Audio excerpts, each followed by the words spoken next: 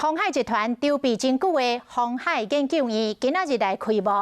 鸿海的创办人郭台铭讲，希望鸿海打造护国的群山，讲台湾袂当只有台积电一个护国的神山。鸿海研究院伫今日总算开幕，为了表示重视，创办人郭台铭以及董事长刘永伟拢有亲身到现场主持这个开幕仪式，发表未来愿景。护国神山应该多几座，不能只有一个台积电，不一定是赶上台积电，最起码看到台积电的方向盘落地到变成产品上面都碰到一些问题。那鸿海研究院的成立就在解决这个问题。鸿海要拼为制造业转型为高附加价值的产业，变成全方位的集团。投资人嘛真满意，今日这个股价伫中昼的时捌冲到96块，这是19个月以来新高点。公司的基本面，那另外一个是这个市场对这个公司的信心。